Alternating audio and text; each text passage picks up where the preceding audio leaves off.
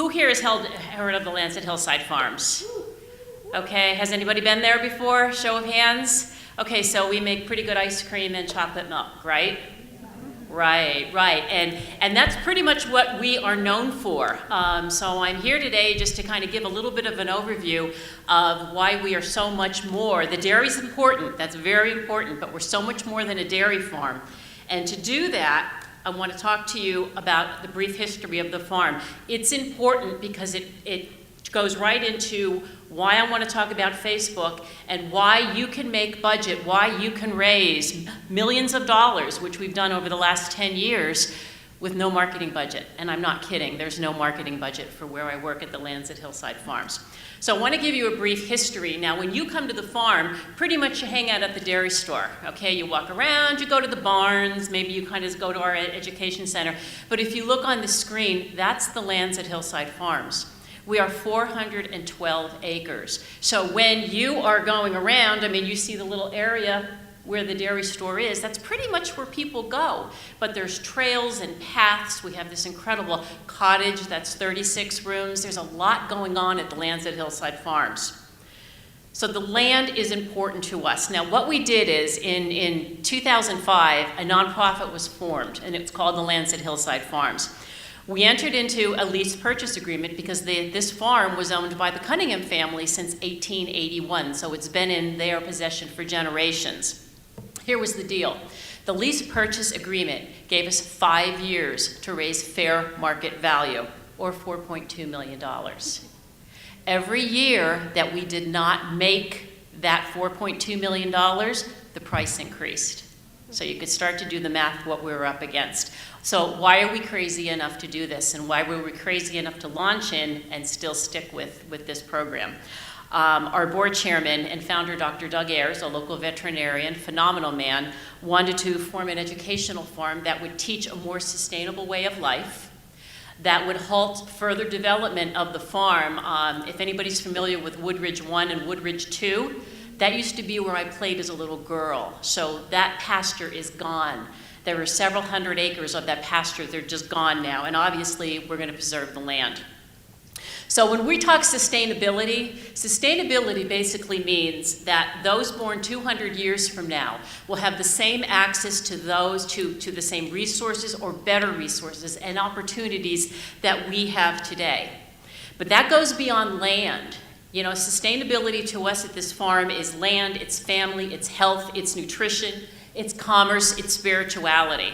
And since I'm technically representing myself today and not the farm, I do want to say that I really believe in my heart, Suzanne saying this, that if we're really going to get to 200 years and be sustainable, we need to get more women in positions of power and influence. So there's my plug for what's going ahead.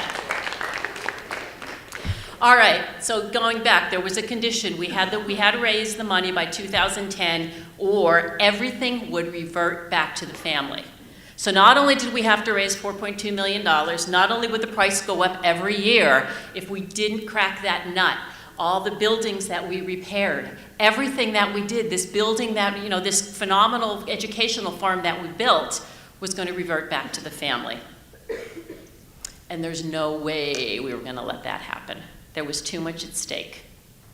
So, fourth quarter 2009, we did purchase the farm, and we did raise half through private donors, and we also mortgaged the half. So you can do the math on what a mortgage would be with interest payments on that amount of money.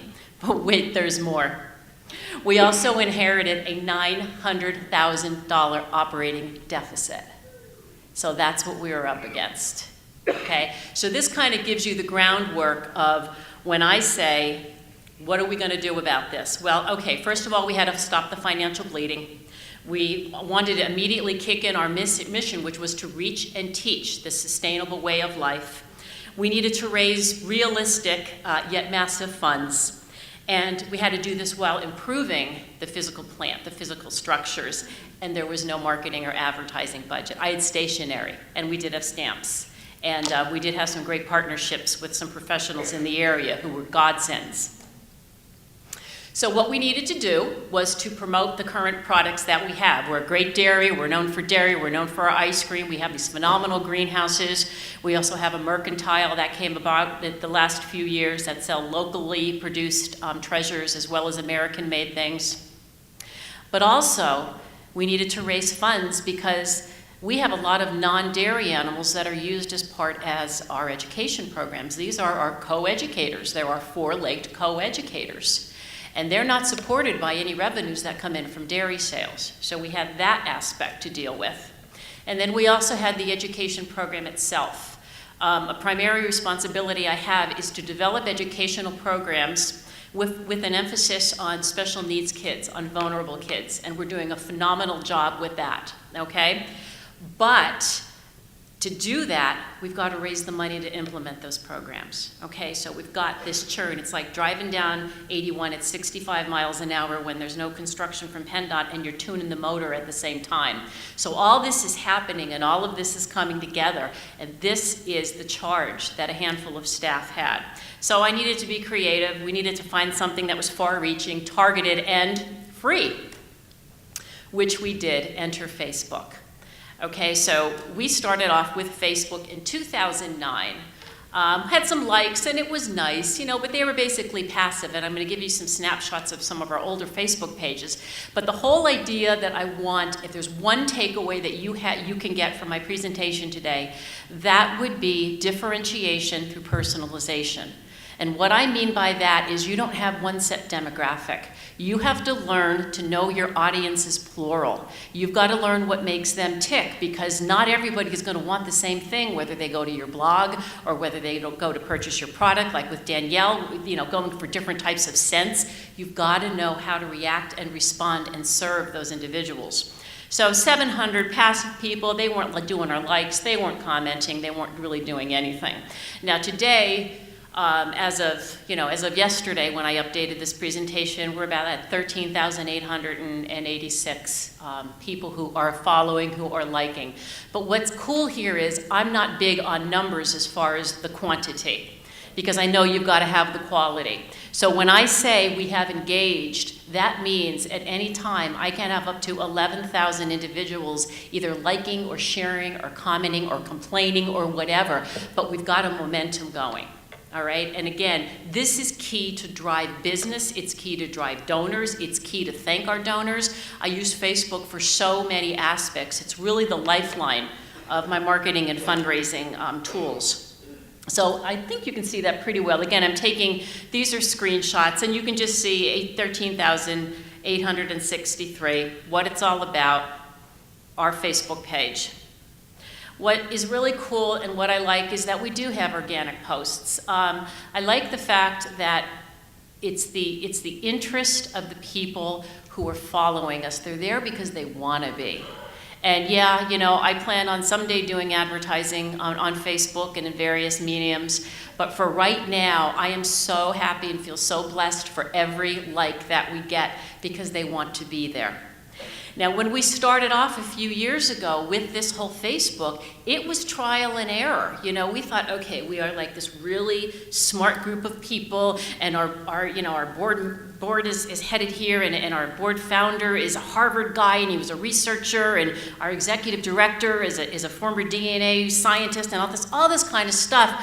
Well, you know what? Taking that here and taking all this scientific stuff doesn't necessarily work when people have you thought of in terms of cows and kids and ice cream and outdoors and all kind of the feel-good stuff.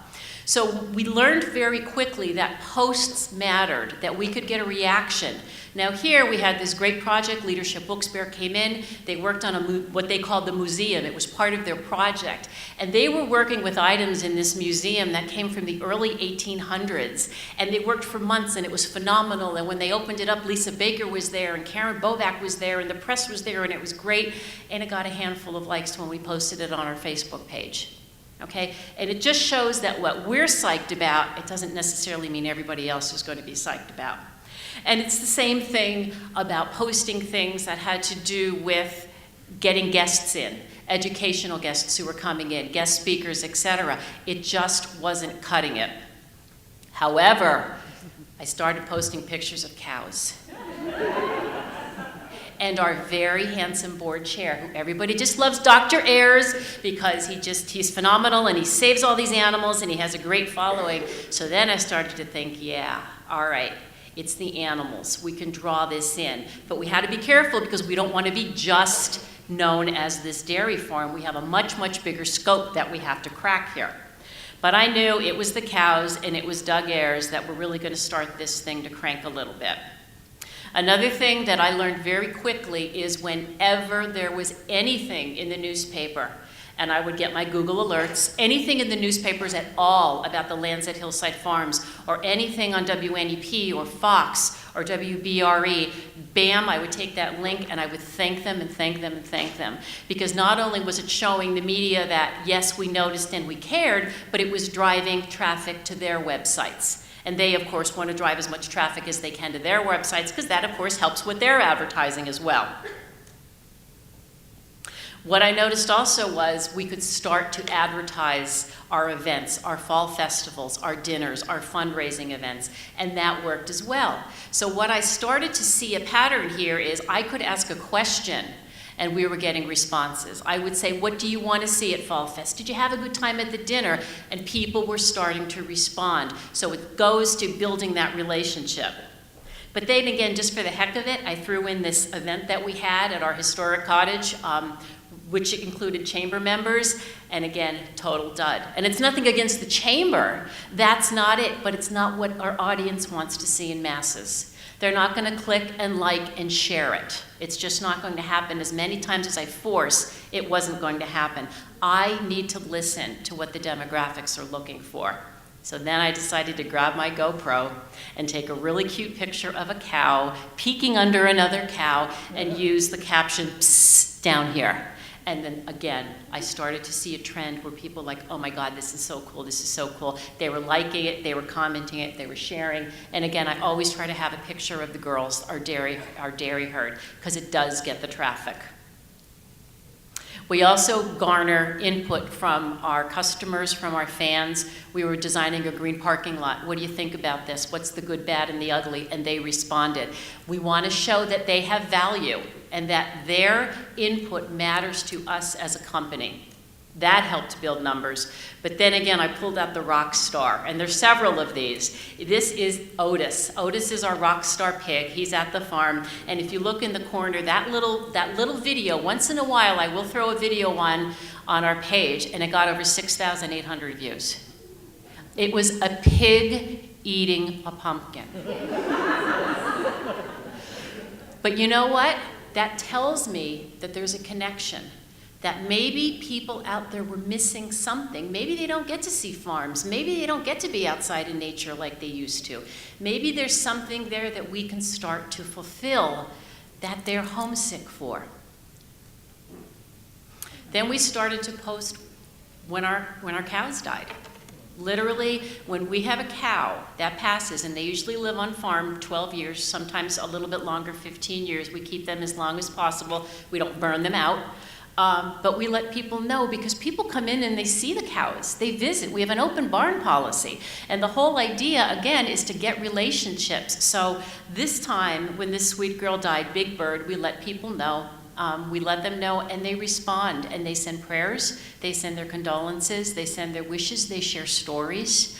But it tells me that they care and that they want to be part of this feeling of this thing called Hillside Farms. This is a big hit too. I learned very quickly the babies make a big difference. This is our farm dog, Harvey. And Harvey literally adopts any animal that kind of seems out of sort. And Harvey is here with Gilbert. And literally, Gilbert was cold. We wrapped him up in a blanket. He was a newborn calf. And Harvey just hung with them. And we have lots of pictures of Harvey hanging with the animals, but this draws attention.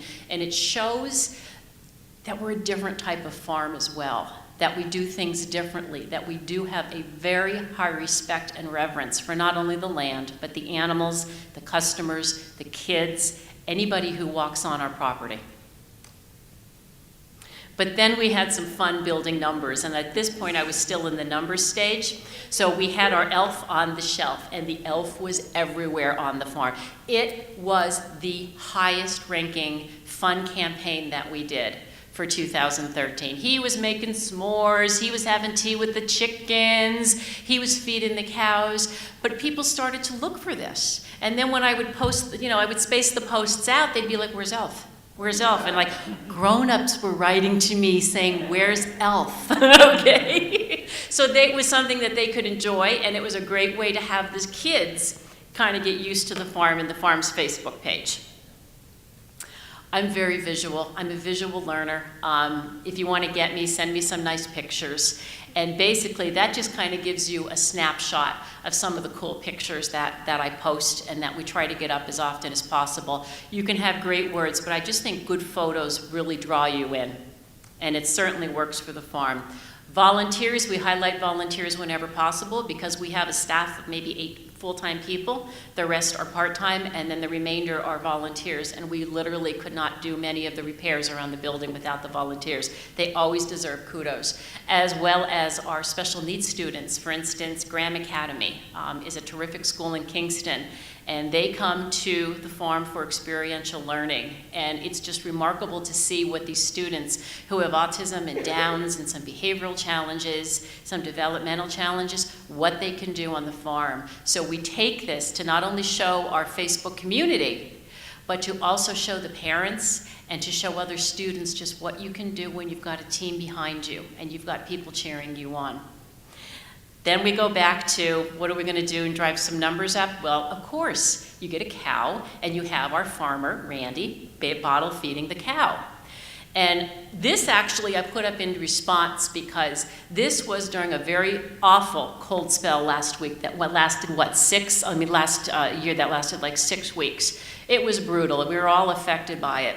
And I kept reading all of these comments by people saying how angry they were that they had to get up in the morning. And I wish I knew that there was a cancellation or a delay at school because I wouldn't have washed my hair. And like all of these complaints, and I thought, oh my gosh, here's Randy every day up at 5, at 6 o'clock. He's taking care of the girls and he's milking and he's bottle feeding calves. So I thought, you know what?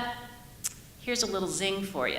This is what happens here at Hillside Farm. So it was passive aggressive. I'll tell you that. I absolutely, but it worked because it got to show a very human side. And again, the hits and the likes, the comments, the feedbacks were phenomenal, and its shares. Again, I'm always cognizant of the shares. And finally, telling our donors thank you. Whenever we have an opportunity, right now it's thank you when we put a photo up. Pretty soon we have our educational goat Lulu, who is going to be making the rounds to thank all of our donors from our fall festival and our farm to table dinner. So I'll actually be taking some photos and some quick video clips, and I think that's going to drive traffic as well. And again, it's about being creative.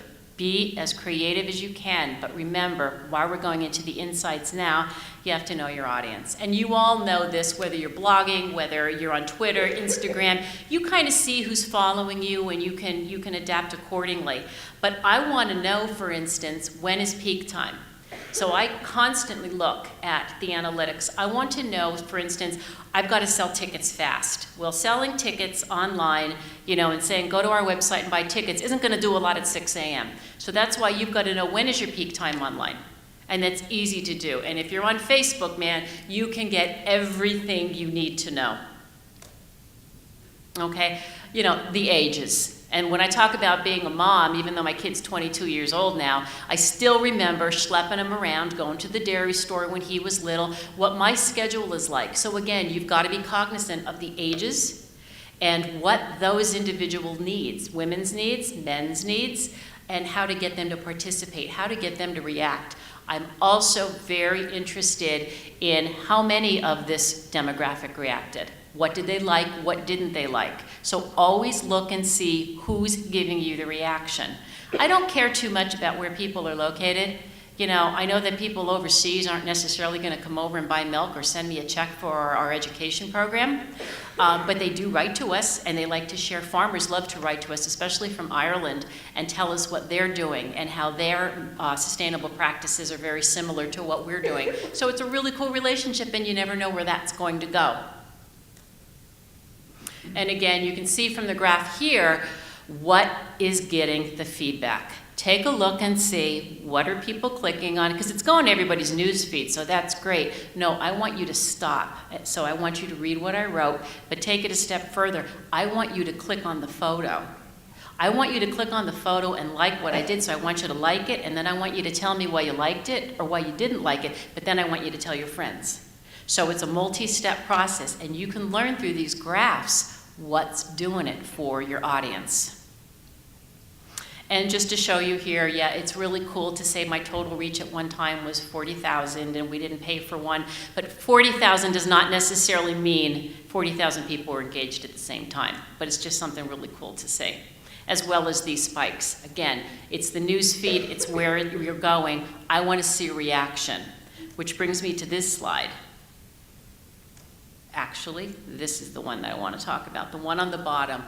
I want to know who is unliking or unfollowing. I love the likes, and it's great, and it's wonderful for the cause and my ego. But if you look on the bottom, for instance, I can tell that on October 6th, October 8th, even before that, something was happening. I was getting unfollowed, and I thought, ooh, who did I tick off? And I can't find out yet exactly who they are, but if there's a way, I'm going to sniff it out, because I need to know how am I turning off people. So I went back on my posts, and it was that week we were launching another Facebook page, and I'll tell you about that in a moment, and I was doing heavy promotion on our upcoming fall festival. I was pushing, because they're like, push it more, push it, push it, push it, push it. Well, I was doing that, well, you know, people are getting sick of it. They're like, all right, I know Fall Fest is coming, and I know you're going to be selling food soon, so you don't have to keep telling me. Beating up does not mean you're going to get your point across. It means people are going to shut you off. It's just kind of like a screaming parent. You know, after a while, the kid just goes, I'm done. And you don't want that. So technically, my numbers didn't drop. I still have 13,800, and that's really cool, and I can say that. But those who are following me now is less. So I'm more concerned who is unliking me and who is unfollowing me. And again, you see the red numbers going down. I don't have to have rising numbers every single week. That's not necessary. I want to see engagement. So when you see numbers going down, you can almost expect that. Anything happens. Anything can happen where somebody's not on Facebook anymore. Maybe they don't like you, whatever the reason. You can't let the downside throw you. You focus on who is part of your team and how are they responding. Are they writing to you? Are they commenting? Are they emailing you? Are they giving you good feedback, not so good feedback? What is it? You always need to be cognizant of those. 100% you respond to anything that has to do with criticism and concerns. And I included some. I don't hide anything. The only way I would the only way that I would make somebody go away so they could never come to us again is if that maybe they're using inappropriate language, or they're really verbally attacking our practices, or some, personal. If they take it personal, they go away immediately. But we have a woman here who was writing, and she wasn't happy with Fall Fest, and she told us flat out why she wasn't happy with Fall Fest. We have individuals who are not happy with our new parking, or they think that our ice cream is now too expensive. Whatever it is, I keep those comments up and we respond to them, because that's an opportunity to listen. And one woman, bless her soul, wrote and said, we had our hours wrong on our mobile site. And had she not written and said, so we did it on our website, we did it on our Facebook page, but you know what, So it was really good that she wrote in, didn't complain, and didn't kind of just say, well, I'm going to be quiet now and go away, and I'm just not going to go back there because you guys really ticked me off and you don't know what you're doing. So I always see that as the opportunity to correct and further build a relationship. A few other examples quickly of some good and not so good. Okay, so here the powers that be are like, all right, Suzanne, you've got 13,000 people on this Facebook page and this is good, so we're just gonna make a whole bunch of others and people are just gonna follow it, right? And I'd say no, and they'd say, yeah, they will, so go do it. Okay, so one example here is something that has happened. Now, we're currently at 900 likes plus for our Hillside Farms Field to Fork page. That was launched October 1st. So that's not bad, you know, when you think about it. And yes, I did announce it on the farm's main Facebook page, and I did go to all my friends and we suggested liking it. But you know, it's kind of like a relationship where getting someone is the easy part. You need to find ways to maintain and nurture and grow. So right now, we're doing okay with Chef Ray. So I created this brand, Chef Ray. There really is Ray, he really is a chef. And he does our cooking and our creations daily for us at the farm. But what you're going to see more and more is Chef Ray becoming conversational. Because like Danielle said, she knows where to go. She knows where to go to get the experts and to get the feedback. Well, I want somebody to say, man, you know what, I want to get the freshest eggs, or I want to know why this recipe is better for me if you pick something out of the garden as opposed to if you buy tomatoes in the winter. We're developing a relationship with Chef Ray. This one is not so good. Here was an example where I was told, all right, we're gonna have a hillside market and everybody's just gonna automatically come over to us because we're us. Well, you know what? No one's touched that page since July, and it tanked. And it's terrible because if you look at this thing called Hillside Market, okay, it's a phenomenal old barn, okay, that dates back to the mid-1800s. The primary purpose is to sell items made locally, made in Pennsylvania and made in the USA, and the items are fabulous and they're reasonably priced. There is literally something there for everyone. But you know what? They don't know it. Nobody knows this because, again, there's no marketing or advertising budget, so I'm not on television, we're not in the newspapers, we're not out there telling the word. So, you know, we had this chance. We had 700 people, and we let it go. We didn't feed it, and we didn't nurture it, and it died on the vine. And there's actually one that's worse, and that would be our hillside cottage. So here's this magnificent Victorian cottage that's 36 rooms that you go walk in there and you step back in time. And we have weddings there and showers and retreats and all kind of wonderful events for the community. But it's what? Hasn't been touched in 2011. And again, because the mindset was, well, the farm's Facebook page is just so popular, people will automatically go over and they'll just follow us no matter what. And it's not the case. So I'm tremendously blessed that I had the opportunity to work with the Facebook page. And it's free. I mean, it pretty much is free. But on the other hand, I'm aware that I need to nurture it and feed it every day, and that I have to keep the numbers going in terms of feedback and individuals who want to respond, because that's how you're going to build the relationships. It's how you build your relationships with your customers. In my case, it's how I get money for our special needs funding. Okay, that's pretty much how we make it happen. It's awareness, and we use it for our campaigns. And I guess if there's one also, something that is important to leave you with, is that your page or your blog, your Twitter, it needs to be the source. My goal at the farm is to get it to the place where we are either known as having the experts or we have instant access to the experts. So to do that, you've got to keep the page relevant. Like, for instance, I was on my way here this morning and I saw something pop up about water quality. And Senator Lisa Baker is involved in this water quality project, riparian buffer zones. And we have them at the farm where you cannot have the cows or any agricultural near 30 plus feet of your waterways. I thought, oh my God, okay, so what I did immediately was just go take that link, put it on the farm's Facebook page, say we support this, and we too are doing our part because we know we all live downstream. So maybe somebody didn't get to the Citizen's Voice or the Times Leader or whatever newspaper this morning, but if they go to the farm's Facebook page, they're going to see, they can click on that, it's going to take them to the article. And again, it's driving traffic to that newspaper's page. And if you really want to make it without a marketing or advertising budget, develop partnerships with the media and develop partnerships with businesses. It can take you to tremendous lengths in getting your message across. This is kind of like a little bit strange, but farming and motherhood, and most recently, seriously, ISIS. which is chilling what's going on in our world right now. But with farming, I have learned to be incredibly adaptable. And I joke now that there's Pacific time and Central time and Eastern time, and then there's farm time.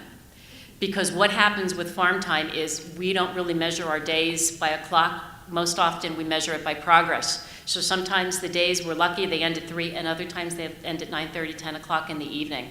And I think when you're an entrepreneur, or whether you're blogging, or no matter what you're doing, if you get yourself into that mindset that it's about progress, not necessarily about how many hours in the day, you're not going to set yourself up for fail, because you can't say, oh my God, I should be finished by now. It's this time.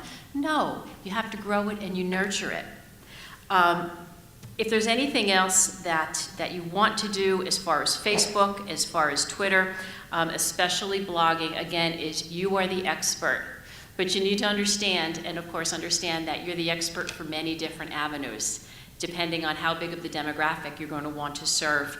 ISIS, and I'll end with this, is, you know, it's no secret what's going on now is very, very scary, and it's very serious.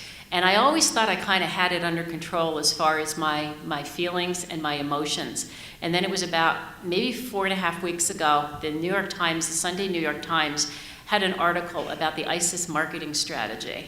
And what they wrote sent chills in my blood.